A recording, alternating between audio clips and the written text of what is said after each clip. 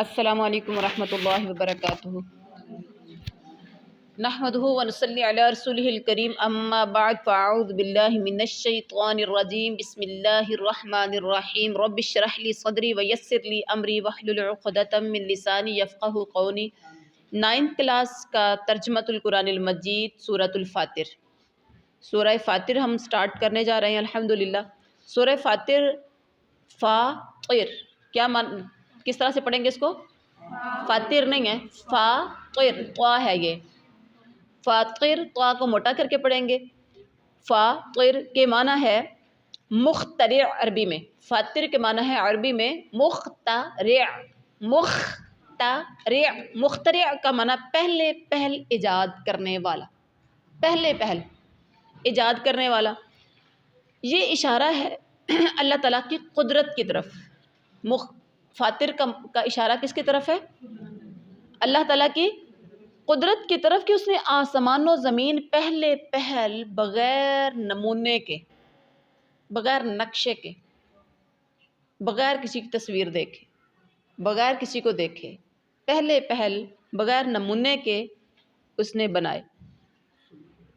سورت کی پہلی آیت میں جو ہے نا، الحمدللہ فاطر السماوات والارض، فاطر السماوات والارض، ترجمہ کیا ہے؟ اس اللہ کے لیے تمام تعریفیں ہیں جو آسمانوں اور زمین کا پیدا کرنے والا ہے، فاتر ہے، جو آسمان و زمین کا فاتر۔ فاتر کا مطلب عربی میں مخترع، مخترع کا مطلب پہل بغیر نمونے کے بنانے والا۔ کس کو؟ آسمان و زمین کو۔ اور اللہ نے زمین و آسمان کو کتنے دنوں میں پیدا کیا؟ 6 دنوں میں، جو کہ آج بھی ہم نے ترجمۃ القرآن الکریم کے اندر ہم نے پڑھا، پہلے سپارے میں۔ تو ترتیب کے اعتبار سے سورہ فاتر 35 نمبر، اور نزول کے اعتبار سے اس کا نمبر 43 ہے۔ سورۃ فاتر کا مختصر تعارف اور اس کے مضامین۔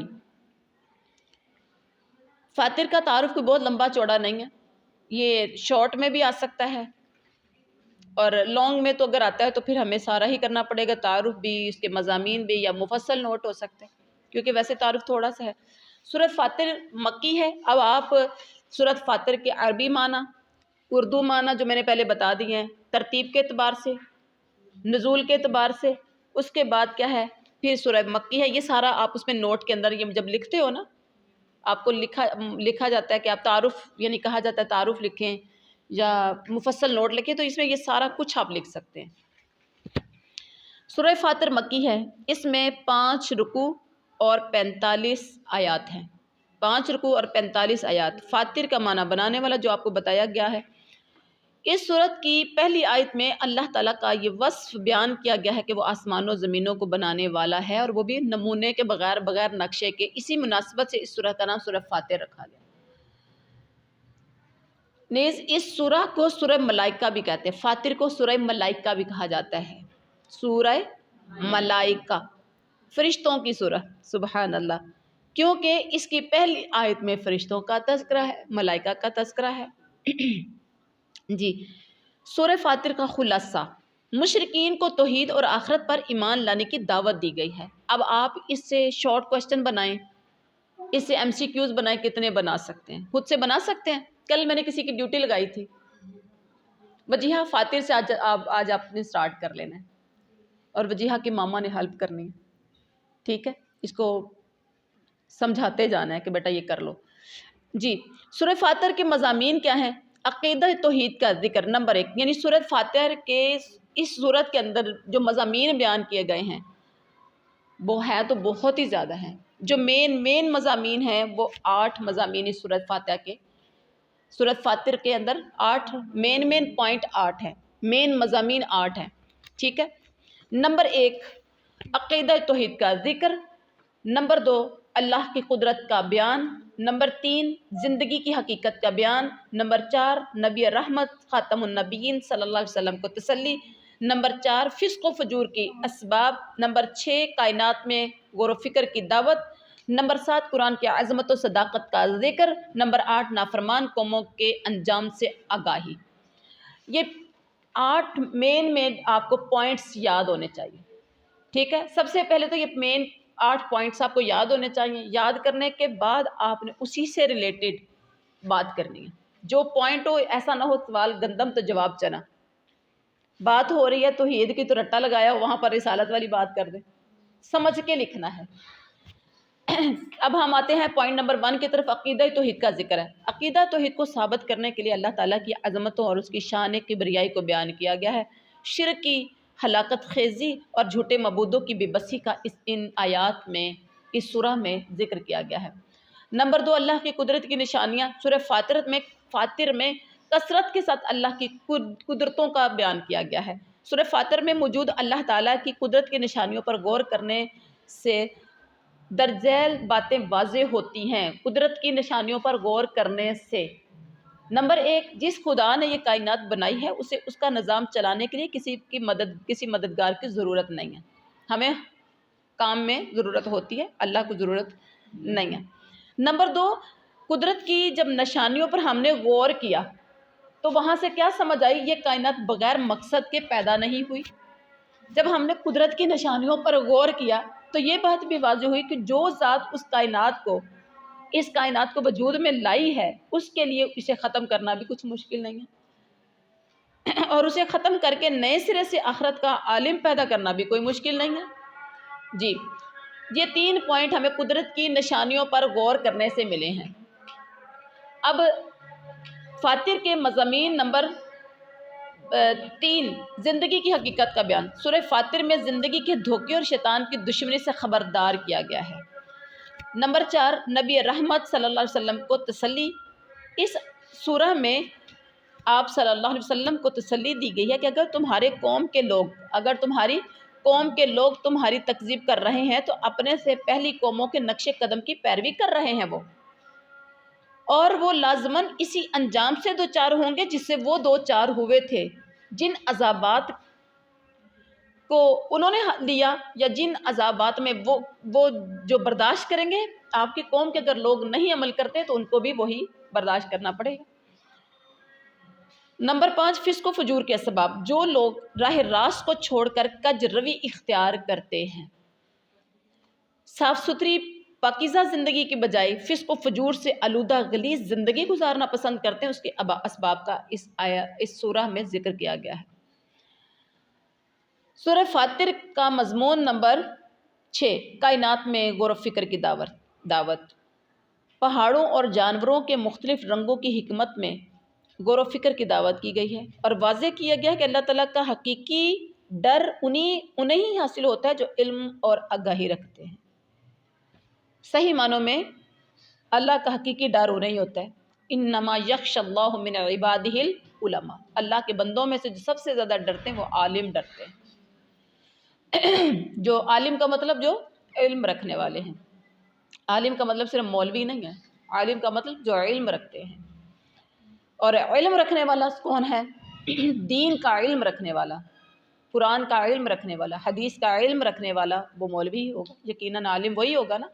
ضروری نہیں ہے وہ تقریریں ہی کرتا ہو، وہ جمعے ہی پڑھاتا ہو. جس کو اللہ کی معرفت حاصل ہو گئی.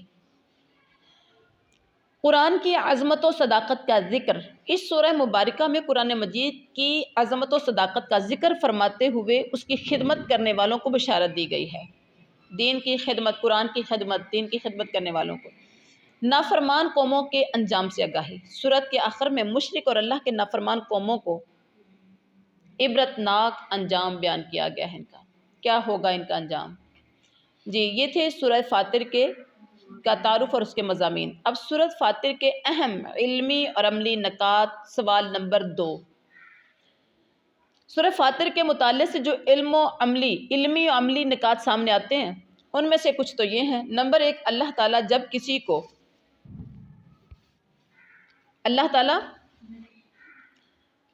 کسی کو کچھ عطا فرمائے تو کوئی اسے روکنے والا نہیں، اور جب اللہ تعالیٰ کسی سے کچھ روک لیتا ہے تو کوئی اسے دے نہیں سکتا. اللہ دینے پہ آئے تو کوئی روک نہیں سکتا، اللہ روکنے پہ آئے تو کوئی دے نہیں سکتا. سورہ فاطر کی آیت نمبر 2 میں اس کا تذکرہ کیا گیا ہے. اور اس کے بعد نمبر 2، اللہ تعالیٰ ہمارا رازق ہے، ہمیں اس کے احسانات کو ہمیشہ یاد رکھنا چاہیے. سورہ فاطر آیت نمبر 3 جی تیسرا پوائنٹ ہے آخرت کا وعدہ سچا ہے، ہمیں ہر وقت چکنا رہنا چاہیے کہ کہیں دنیا کی زندگی ہمیں دھوکے میں نہ ڈال دے، سورہ فاتر کی آیت نمبر 5 میں کہا گیا۔ اور پوائنٹ نمبر 4 ہے ہمیں ہمیشہ اس بات کو یاد رکھنا چاہیے کہ شیطان ہمارا سب سے بڑا دشمن ہے۔ شیطان ہمارا، آپ نماز نہیں پڑھ رہے تو شیطان آپ کو روک رہا ہے، اس کا مطلب شیطان آپ کا سب سے بڑا، جلدی سے اٹھ جائیے کہ شیطان دشمن ہے میرا سب سے بڑا، شاید شیطان مجھے نماز پڑھنے سے روک رہا ہے۔ اور اسی طرح سے ہم بہت سے اسلام کی بہت سی باتوں پر ہم عمل نہیں کرتے، ٹال مٹول کرتے ہیں، لوگ کیا کہیں گے لوگوں کی باتوں میں آ کر۔ تو اگر آپ دین پر صحیح معنوں میں عمل نہیں کر رہے، ٹال مٹول کر رہے ہیں یا کوتاہی برت رہے ہیں، تو آپ سمجھیں شیطان میرا بہت بڑا دشمن ہے، یہ سب کچھ مجھ سے کروا رہا ہے۔ آپ فوراً آپ ایک چکنا ہو کے کھڑے ہو جائیں گے کہ نہیں، مجھے شیطان کی بات نہیں ماننی۔ اب ہم تو سارے کام زیادہ تر کرتے ہی شیطانی ہیں، شیطانی کام ہی کرتے ہیں نا، شیطانی کاموں میں مزہ بھی ہے، خوشی بھی ہے، شوق بھی رکھتے ہیں، سارے غور سے بھی سنتے ہیں اور اس میں انجوائے بھی کرتے ہیں شیطان۔ لیکن جن کا تعلق رب کے ساتھ لگا ہے نا، وہ شیطان کے ہر چال سے، شیطانی ہر کام سے وہ نہ خوش ہوتے ہیں، میلہ آ جاتا ہے۔ اور جن کے اندر ایمان نہیں ہے، جو شیطانی کاموں کو پسند کرتے ہیں، جو شیطانی کاموں کو پسند کرتے ہیں وہ خوش ہوتے ہیں، میلہ آ رہا ہے، کیا ہوگا؟ لکی رانی سرکس، وہاں پر بھنگڑے، وہاں پر ڈھول کی تھاپ، ڈانس، جھولے، چلیں جھولے تو خیر لینا گناہ نہیں ہے اگر دیکھا جائے، باقی جو کام سارے میلوں پر ہوتے ہیں، چھیڑ خانی زیادہ ہوتی ہے عورتوں کو، ایسا ہوتا ہے کہ نہیں؟ اور یہ سب کچھ ہوتے ہیں اور وہ خوش ہو رہے ہوتے ہیں۔ رحمان کے بندے دل ہی دل میں پریشان ہوں گے، اور یقیناً حضرت ابراہیم کی سنت پر چلنے والے، اور آپ صلی اللہ علیہ وسلم کی زندگی پڑھیں تو اس میں بھی ہے کہ آپ صلی اللہ علیہ وسلم نے زندگی میں کبھی اگر کسی ایسی جگہ پر جانے کا ارادہ کر بھی لیا، بچوں کے ساتھ مل کے پروگرام کبھی بنا لیا، تو راستے میں ہی نیند آ گئی، آنکھ جب کھلی جب ٹائم گزر گیا، ٹھیک ہے، یعنی وہ اللہ کی ذات نے بچایا۔ تو حضرت ابراہیم کے ابا جان کیا کہتے ہیں؟ پتر آج کیا ہے؟ ہیں میلہ ہے، آپ بھی آ جاؤ، سب جا رہے ہیں۔ کہا انا سقیم، ابا جان میں بیمار ہوں۔ تو کس چیز کے، کیا وہ سچ میں بیمار تھے؟ نہیں، توحید والے بندہ شرک کفر گناہ کے کام کو دیکھ کر ہی بیمار ہو جاتا ہے، اور آپ خود دیکھیں گے یہ بات نا، آج سے 15-16 تو نہیں، خیر 18-19 سال پہلے کی بات ہے، میری اسٹوڈنٹس تھی لاہور کے اندر، انہوں نے یہ بات کہی۔ وہ پہلے وہ لوگ درباروں وغیرہ پہ جاتے تھے، جب انہوں نے قرآن پاک پڑھنا شروع کر دیا، ترجمہ میں خود پڑھاتی تھی انہیں، تو پڑھنا شروع کر دیا، اور ایک وقت آیا کہ ان کے رشتہ دار کشمیر میں رہتے تھے، تو وہ ادھر آئے، جب بھی وہ آتے تھے تو 5 تن پاک بیبیوں کے جو یہ پاک دامنہ بیبیاں وہ یہ بھی ایک لمبی کہانی ہے کہ یہ کون ہے، تو ان کے دربار پہ جا کے نا، یہ وہ لوگ سال کے بعد کشمیر سے آیا کرتے تھے، پھر یہ ساری فیملی مل کے وہاں جایا کرتی تھی، تو وہ بچیاں جو تھیں FA FSC کی اسٹوڈنٹ تھیں، بڑی سمجھدار تھیں ماشاءاللہ، اللہ نے بڑی عقل دی تھی انہیں بھی، تو وہ وہاں لے کر چلی گئی، یعنی جیسے ہر سال وہ ان کا پروگرام بنتا تھا، تو اس سال بھی پروگرام بن گیا، یہ سب مل کے جب وہاں پر چلے گئے، وہ خود بچیوں نے اگلے دن آ کے اپنی کہانی سنائی ساری، ہم ان کے ساتھ چلے گئے، جو قرآن میں ہم نے پڑھا تھا، وہ بچیوں کی زبانی جو الفاظ تھے، کیا کہتے جو ہم نے قرآن میں پڑھا تھا، وہاں سب کچھ قرآن کے خلاف ہو رہا تھا، جب کہ ہم شروع سے جب سے پیدا ہوئے ہیں، ہر سال ہم وہاں جایا کرتے تھے، پوری فیملی، ایک فیملی نہیں کئی فیملیاں مل کے ہم وہاں جایا کرتے تھے، لیکن اس بار ہمارے اندر ایک عجیب سا چینج تھا۔ میں اپنی 2 بہنیں تھیں، کہتی ہم ایک دوسرے کے منہ کی طرف بار بار دیکھیں، کسی کو سجدہ کرتے دیکھ رہے ہیں، کسی کو ماتھا ٹیکتے دیکھ رہے ہیں، کسی کو دعائیں مانگتے دیکھ رہے ہیں، کسی کو روتے دیکھ رہے ہیں، کسی کو پاؤں والی جگہ جہاں ہوتی ہے، مطلب سیڑھیاں، لوگ سیڑھیوں والی جگہ کو چومتے ہیں، ماتھا ٹیکتے ہیں، کیا کرتے ہیں۔ کہتی ہم دونوں بہنیں عجیب و غریب پریشانی کے اندر اور عجیب کشمکش کے اندر تھے کہ ہمارے ساتھ ہو کیا رہا ہے، رنگ اڑ رہا تھا، دل گھٹ رہا تھا، ایسے تھا جیسے ہم اندرونی طور پر بیمار ہو چکے ہیں۔ اور آپس میں پریشانی کے عالم میں ایک دوسرے کے ساتھ ڈسکس کر رہے تھے ہم کیوں آ گئے ہیں. ہر سال آتے تھے تو کبھی محسوس نہیں کیا تھا. قرآن پڑھا بھی، قرآن بھی 3 یا 4 سپارے پڑھے تھے. آج بھی وہ ماشاءاللہ اپنے اپنے گھروں میں شادی شدہ ہو گئی، اپنے اپنے گھروں میں، اور اللہ مزید توحید کی میں کامیابی دے، مضبوطی دے، اور ہم سب کو بھی توحید میں مضبوطی دے. اور یہ بچیوں کا کہنا تھا کہ قرآن پڑھنے کے بعد ایک عجیب سا چینج آیا کہ دل ایسے لگ رہا تھا جیسے بیمار ہو گیا، گھٹن سی تھی. اتنی وسیع جگہ ہونے کے باوجود ہم تنگ جگہ پر ہوں جیسے، کیونکہ ہمارا سینہ تنگ ہو رہا تھا، دل تنگ پڑا تھا وہ سب کچھ دیکھ دیکھ کر. یہ پہلا چینج تھا جس نے زندگی بدلنا شروع کر دی کہ نہیں، جو چیز کھٹکتی ہے دل میں وہ گناہ ہے. نیکی بدی کے بارے میں ہے نا کہ کیسے پتہ چلے گا، تو آپ صلی اللہ علیہ وسلم نے فرمایا جو دل میں کھٹکے وہ گناہ ہے، جو کر کے دل مطمئن ہو جائے وہ نیکی. ایسے ہی ہے نا. تو یہ کہ شیطانی کام میں لوگ بڑا خوش ہوتے ہیں، اور آپ سب کو، ہم سب کو دیکھنا چاہیے کہ شیطان ہمارا سب سے بڑا دشمن ہے جو ہمیں جہنم میں لے جانا چاہتا ہے. اس کے بعد ہے پوائنٹ نمبر 5، اللہ تعالیٰ توحید کو اختیار کرنے اور نیک اعمال کرنے والوں کو عزت عطا فرماتا ہے، جبکہ شرک کرنے اور سازشیں کرنے والوں پر اللہ عذاب نازل فرماتا ہے. نمبر 6 ہے تمام انسان اللہ تعالیٰ کے محتاج ہیں، وہ کسی کا محتاج نہیں ہے. نمبر 7 قیامت کے دن کوئی کسی کا بوجھ نہیں اٹھا سکے گا، ہر ایک کو اپنے گناہوں کا بوجھ اٹھانا ہوگا. نمبر 8 اہل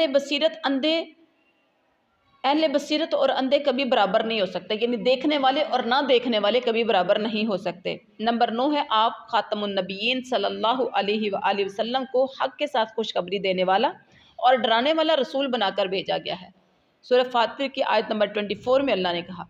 نمبر 11 ہے کہ جو لوگ نماز قائم کرتے ہیں. نمبر 10 اللہ تعالیٰ کے بندوں میں سے وہی ڈرتے ہیں جو علم والے ہیں، پہلے بھی ہم نے پڑھ لیا تھا. اور جو لوگ 11 پر ہے کہ جو لوگ نماز ادا کرتے ہیں، تلاوت کرتے ہیں، ہمارے دیے ہوئے رزق میں سے اللہ کی راہ میں خرچ کرتے ہیں، پوشیدہ اور علانیہ، چھپ چھپ کر اور سب کے سامنے، وہ ایسی تجارت کرتے ہیں جس میں ہرگز خسارہ نہیں ہوگا. اور علمی عملی نکات نمبر 12 ہے قرآن مجید کی تلاوت کرنا، نماز قائم کرنا اور اللہ کی راہ میں خرچ کرنا ایک ایسی تجارت ہے جس میں کسی نقصان کا اندیشہ ہی نہیں ہے. اس کے بعد آخری جو پوائنٹ 13 ہے، اللہ تعالیٰ گناہوں پر فوراً سزا نہیں دیتا بلکہ مہلت عطا فرماتا ہے تاکہ انسان برے اعمال سے توبہ کر لے. تو یہ تھا ہمارا آج کا لیسن. سبحان ربک رب العزت عما یصفون وسلام علی المرسلین والحمد للہ رب العالمین.